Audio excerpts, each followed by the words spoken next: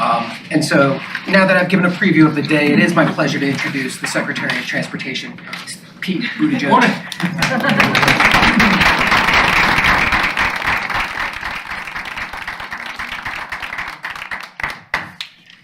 Morning. Morning. Thanks, man. Morning, sir. Hi, everyone. Morning. Welcome to DOT. Thank you for, first of all, for those of you who are from the general region, thank you for braving the elements to be here.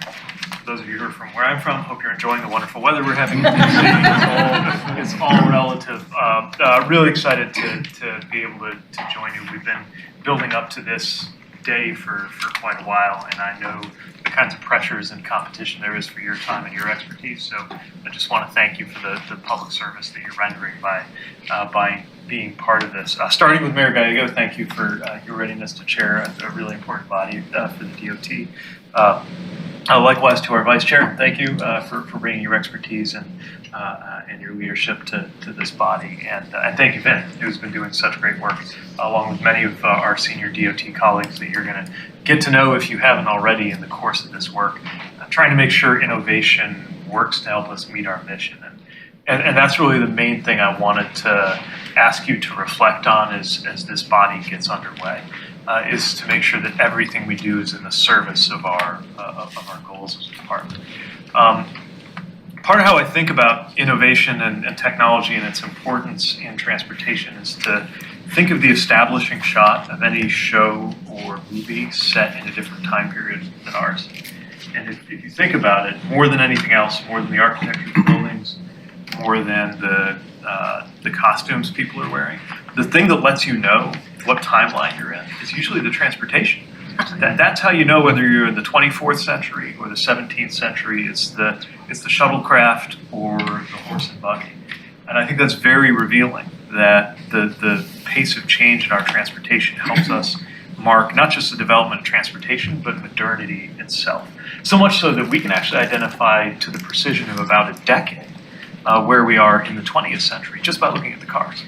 And I think that says a lot about where the innovation specifically around transportation sits in its importance in our lives. Even in the digital era, the most modern and most expensive piece of technology most Americans own is a vehicle. It's their car.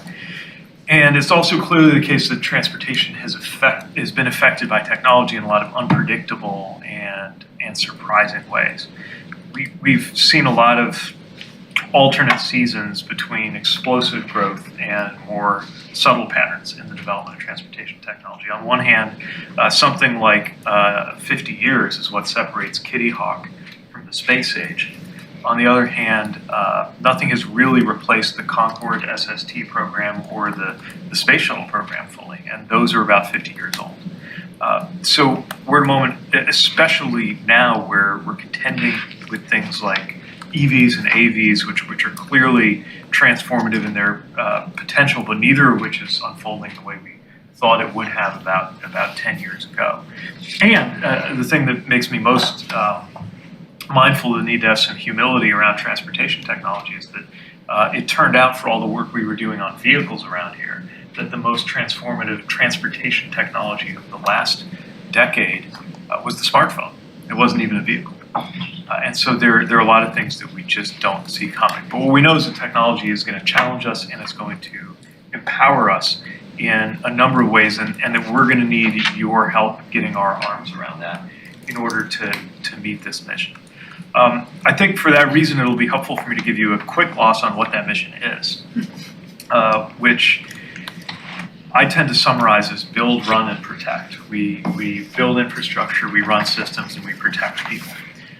Protecting people is our safety mission. It's our core mission. It encompasses everything from safety design and manufacturing standards in a 737 MAX, to take a topical example, to civil rights protections that protect a homeowner in the pathway of proposed highway expansion in Texas.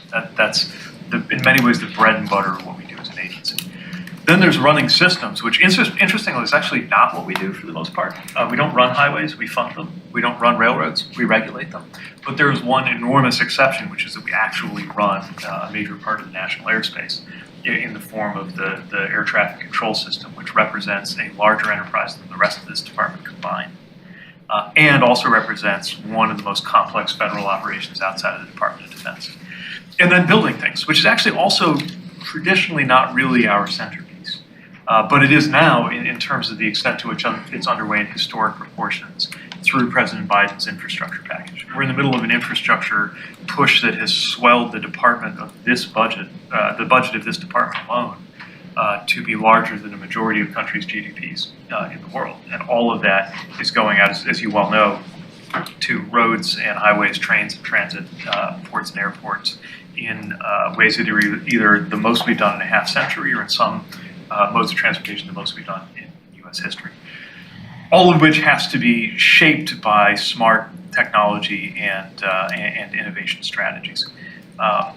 And then across all of that, technology and innovation is creating novel challenges, from the exponential growth in the licensing of commercial space travel to the question of how to keep drivers from over-relying on potentially life-saving intelligent cruise control.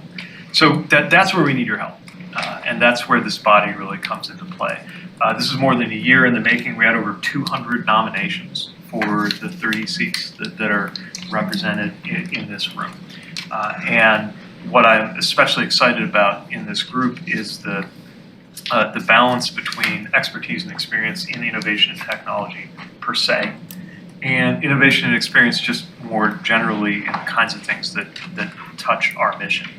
Because we should not be using our time together to marvel at technology, which will be a difficult discipline, I think, because we're all nerds and we love the technology itself. It's fascinating, it's compelling, but it's really just about a means to the end. And the end for us, safety, climate, equity, jobs, all of those big things we're working on get easier or harder depending on how much we can get our arms around the moment that we're in. So whether it's supporting the development of new technologies, whether it's ensuring those technologies are safe, whether it's using innovation to build smarter and better and cheaper than we have. Importantly, helping us fulfill the President's executive order that's gone to all departments to make sure that AI developments that touch our area of responsibility are safe and secure and trustworthy.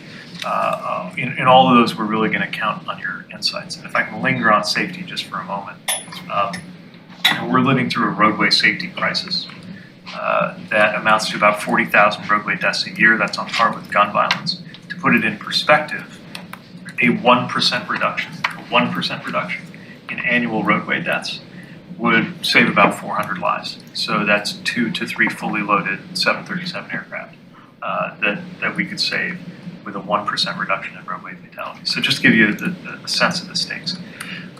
So with all of that in mind, again, I'm really excited to be gathering with you, and we'll launch the conversation, and I won't talk past that. So thanks for bearing with me through that. But I thought to kick things off, because this body was carefully built not just to represent the world of technology and innovation, but the world of transportation writ large, I'd like to know of the issues that you deal with and the problems that you try to solve every day. And I'm going to start by picking on the mayor, our chair. What's the biggest thing that you see changing, either getting easier or getting harder in the context of these kinds of innovations? And I'll start with Mayor Gallego, because it wasn't that long ago that I was mayor, and I remember being asked to solve pretty much every problem, whether we controlled it or not, and finding that often technology really did help. So I'll start by turning to you for your take, and then I'll also turn to you to guide the discussion from here. Fabulous. Well, thank you. And